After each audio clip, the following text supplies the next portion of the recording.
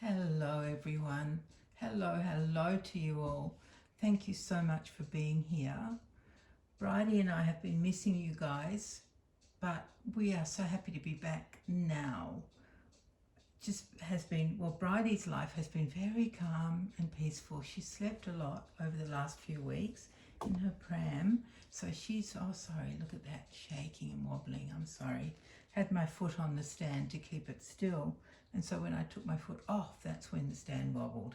Anyway, yeah, Bridie's been very happy, peaceful the whole time, but things have been upside down in my life, honestly, absolutely, ugh. But before I get on to all of that, let me just thank you from the very bottom of my heart for your sweet comments on my last video, which was showing you some of my wooden dolls. I was so disappointed with that video. I almost didn't put it up. I'm so frustrated with my physicalness that can't do what I wanted to. I can't balance, and I always want to, and because I can only use one hand, what I had in mind for that video was me holding the camera, going close up on every doll, describing all the details from the tips of the toes to the top of their heads. And of course, the reality is that I just can't really do that. Well, I can't do it. I would end up on the floor in a heap. I just can't do it. So I was really disappointed with the video, but I'm so glad that you guys, it still met your expectations and you enjoyed it and you could see enough of my dolls. And that was the other thing. It was hard to get them all into one shot so that you could see each of them properly. Anyway, so I couldn't believe that you were writing such nice comments and that you did enjoy seeing my wooden dolls. So thank you very much. That made me feel a whole lot better because, you know, I think it was the first day, I couldn't even go to see if there were any comments because I just did not want to look at the video at all. I didn't want to see it, and anyway. So thank you very much. I don't know how to thank you enough, but really thank you. And I just somehow have to accept that there are some things that I just can't do. I mean, there are so many things I can't do that I have accepted, but then I get all excited because I want to show off my dolls and talk about them and show you as much detail as I can, and all I produce is this, you know, sort of sterile, still, not close-up picture while I describe the dolls. Anyway, shall we move on? Oh, if you wanted to see the faces of those dolls close up, I put them onto Instagram. So if you want to go over there and have a look, they're there. Maybe you already have.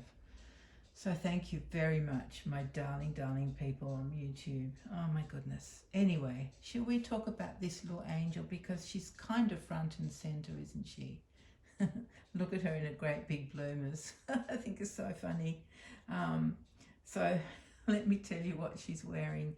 This romper, which I absolutely love. I love this style where the front is the same as the back. So there aren't little straps that come up. It's got a full back on it, and I love that style of romper just because it's sort of, I don't know, I was going to say old-fashioned, but lots of rompers that have the cross straps at the back are old-fashioned style as well. So I don't know what it is. Who knows? You know, some things just float our boat.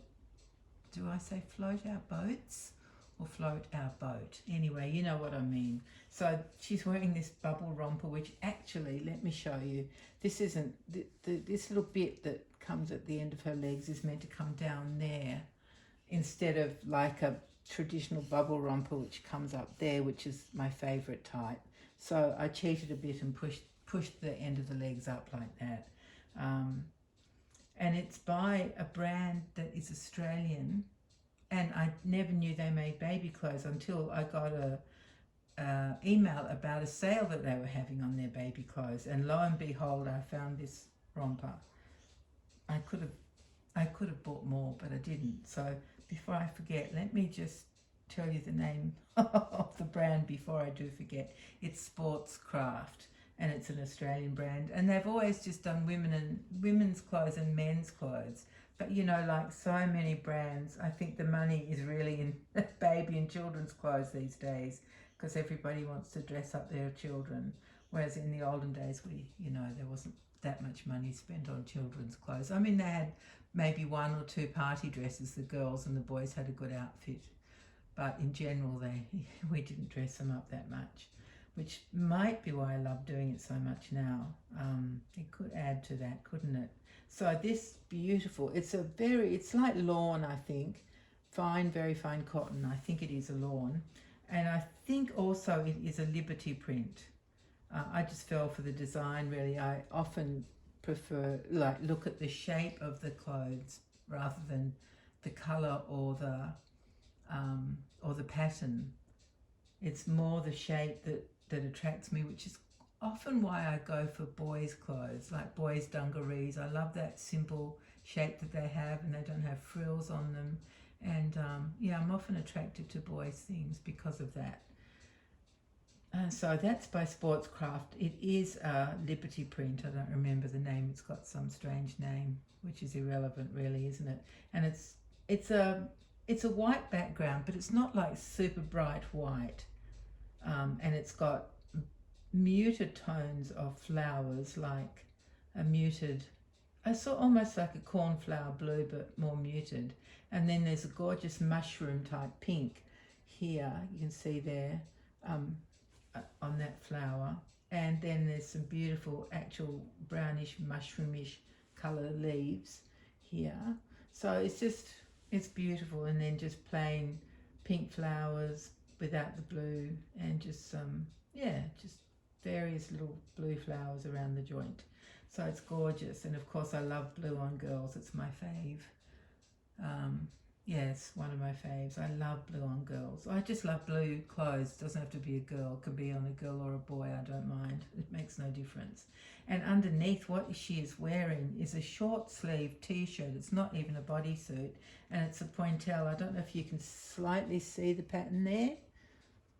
So it's pointelle. And it's got little lace trim around the sleeves. Just delicate, not too much. And then also around the neck. I don't know if you can see that. Can you see that bit of lace there? Yeah. And I wanted something fairly plain because it's kind of a busy romper, isn't it, with all those flowers all over it. So I needed plain things to go with it. So I managed to find a bow that kind of matches that mushroomy pink on the romper.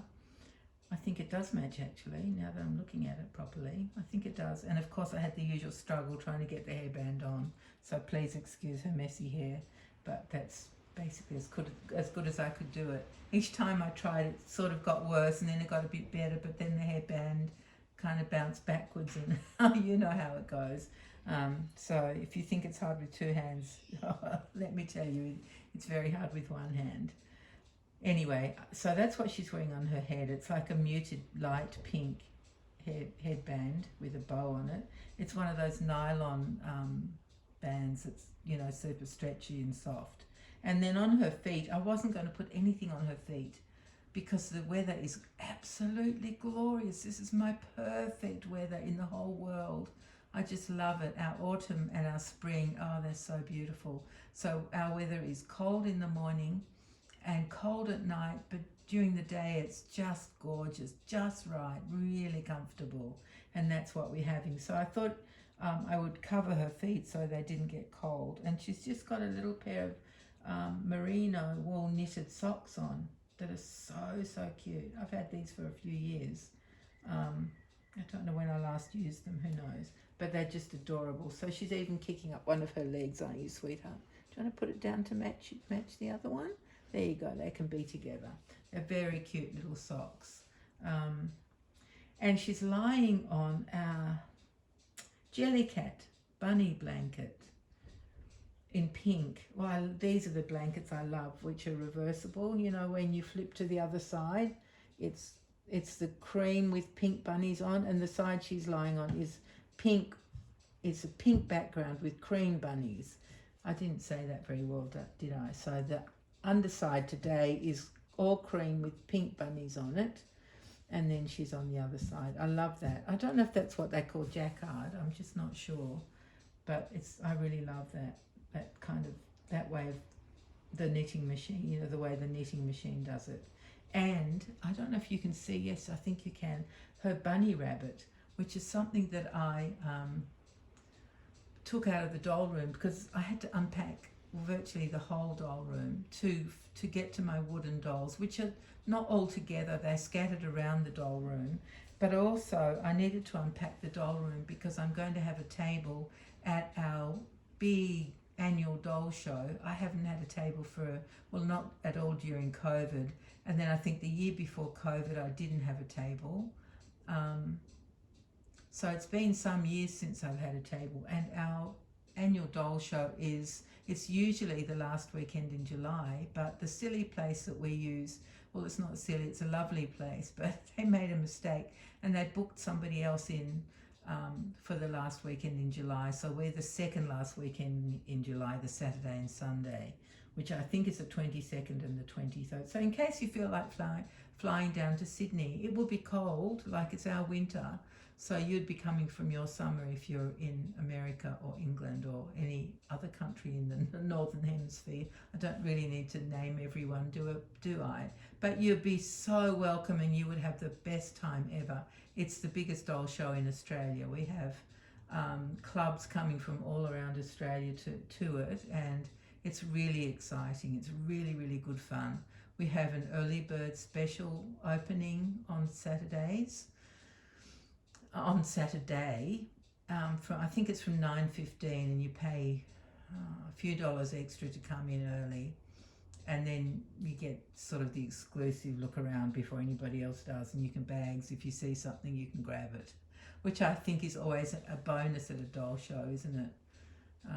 Yeah, it's so exciting. Oh, I love that feeling, the anticipation of not knowing what you're going to find, and then going around and you try not to buy something the instant you see it because you think, well, I've got to see what else there is. So it's always weighing up that risk, isn't it, of do I leave it there while I go hunting around?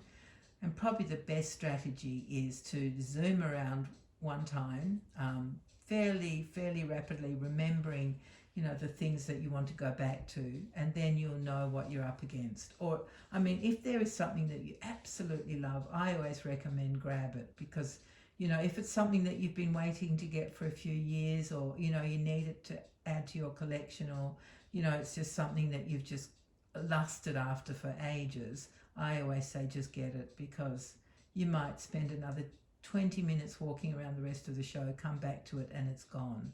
And then what do? You just have to wait another few years, probably. So anyway, I'm very excited, but I decided that I would start getting ready early, just so I don't feel tense about it, so I can be super organized. So I not only took out some wooden dolls, but I have chosen what I'm going to sell on my table. So this back area of my house, which is my family room area, is covered in stuff at the moment. Soon it won't be, because now that I've chosen what I'm going to sell, and I've done some washing of doll clothes as well. What I'll do, my next thing will be to do research on each one. I mean, I know what they are, but I always have to check. I have to check so I'm accurate with my dates and things. I'll do that, and then I will just make sure they're all in good order and wrap them up, attach their tags, and Bob will be my uncle. Yeah.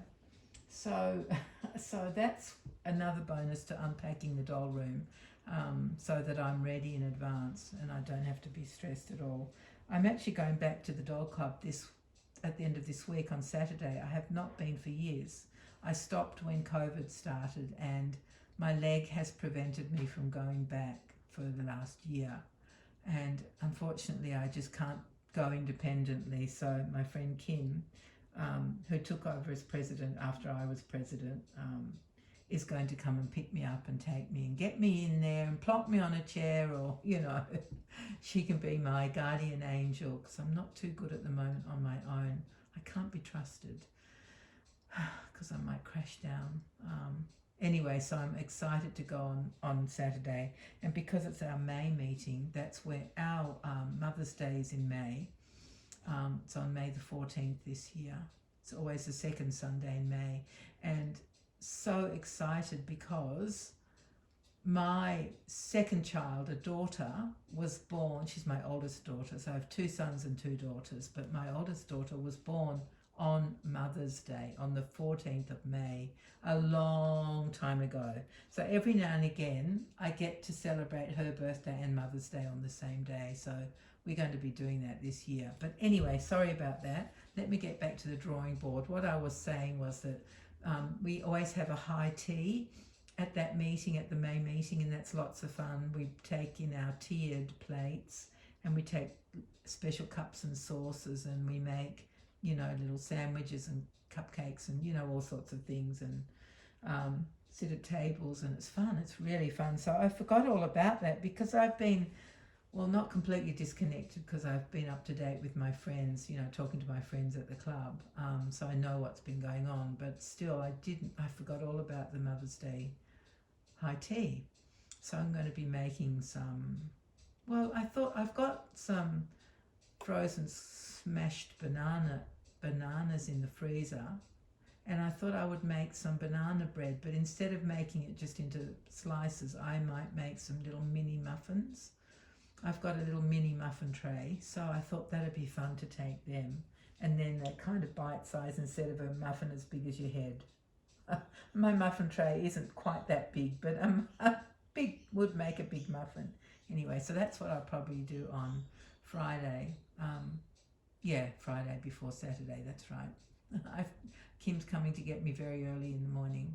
Well, 8:30, not very early, but we got to get there early because the girl's going to be packing up the library. We're going to be moving from the hall that we've been hiring for, I don't know how many years, maybe 20 years. And we found a cheaper venue because, like everybody else, you know, we don't have much spare cash. Oh dear, my battery's running low. Oh, and I'm talking so much. Oh no, I'm so sorry. I haven't even told you anything. Anyway, so yeah, we're going to be moving the club to a different venue, which is better for us, much better for us. So we have to pack up our library and move that. Yeah. All right. Now, because I've just noticed that battery running low, I just tell you what's been happening here that has really made me, I don't know how you guys feel, but I've had some power outages in my house. Last week on Thursday, Ausgrid, which is the government arm of electricity, which looks after the poles and wires, doesn't provide our electricity directly. We pay, you know, different electricity providers, and you choose who you go with. Not that it makes much difference really. Anyway, so Ausgrid let me know that they were going to turn my power off sometime between the 27th and the 29th of May. So I thought, oh, that's great. But apparently they would let me know. They would knock on my door and say, I will not have power for up to 2 hours. But that was fine. So that all went well. They changed the wire, and that was that. And then Friday morning, my microwave didn't work, and I just thought, it's died. It's 20 years old, and I thought it just died, and it was sad because, you know, you get attached to these inanimate objects such as microwaves. Anyway, and then I went into my bedroom a bit later in the day. When I went back in there, I saw that the clock radio was not connected anymore, and I had just set all that stuff up after the men finished on Thursday. You know how everything goes off and doesn't show you the times and stuff. So but I didn't think too much of it. I thought, oh well, it must have been maybe some little power hiccup and something or other. So I reset that. But then Friday morning, my microwave was back on. I thought, oh great, it didn't die. Thank you, microwave. But I tried to use it and it died. And then I opened the fridge and the fridge wasn't on, and my big new freezer wasn't on. And most of the power points in my house weren't on. It was just nothing in my bedroom. It was awful. So that day was Friday. So I rang Ausgrid and I said, your guys have done something to my electricity. I can't get power to most of my power points. So no washing machine, no dryer, no nothing.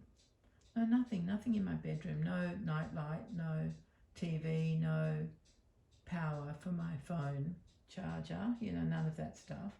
And half the kitchen didn't have power. One wall did and one wall didn't. And the laundry didn't, and my workroom had no power. So on it went. So Ausgrid came out. They said it would be anywhere between when I rang and 6 hours later, up to 6 hours later, which Actually turned up about, I think, 4:30, and the guy ended up staying 4 hours. He tested everything, pulled everything apart, made such a mess, I can't tell you. And then finally, he called one of his colleagues just to confirm what his findings were, because they don't actually have to, they're not obligated to come into the house to check anything. He checked that the stuff they did was fine. But, and none of the, you know how you have that, what's it called, that trip meter thing? I've forgotten what the real word is for that. That had nothing at trip there, so it wasn't a power surge or anything. Anyway, so he got his colleague to come out, and they both conferred and confirmed that they felt it was a break in the circuit somewhere. So in the meantime, my youngest son, who has a connection with an electrician who used to work for my son was in like solar panels and things and lighting, so he used this electrician, and that guy has been out here to do other things, change over the whole meter box and lots of things. Anyway, he came out at about, well, it was 11:45 when he got here on Sunday. Luckily, my youngest daughter, so my third child, came over to be with me, because by then I was just over having men in every room, making a mess, pulling everything apart, drilling and messing, and I was over it. So luckily she came, because I couldn't stand up anymore. My leg was hurting so much, so I had to sit down, and she sort of took over and supervised. And you know what they do? They call you from one end of the house while you're at the other end, and instantly they want to know something, and you have to go, well, galloping up. You should see my galloping. Anyway, so that's what happened there. So he fixed it. Unfortunately, he couldn't get to where the break is, because my house is 97 years old, and the wiring, the circuit that was broken happened to be under the part of my house that is inaccessible, because it's got sandstone blocks all around it. So he could get under the house, but they stopped it. He couldn't get past a certain point, so he had to reroute the whole system, and hopefully it will keep working. We don't know if it will or not. So that's what I've been doing. Oh, and of course, in the meantime, just before all this happened with the electricity, my phone screen went black. I had dropped it too many times, and so my life flashed before my eyes, because without your phone, I don't have my shopping list, I don't have anything. Like, it's just horrible. So a friend and I went up and got a new phone screen. I couldn't do that on my own, so she came up with me, which was very nice. And we actually had a good time. We had a coffee together while the man was putting on the new screen. And it was near closing time for the coffee shop.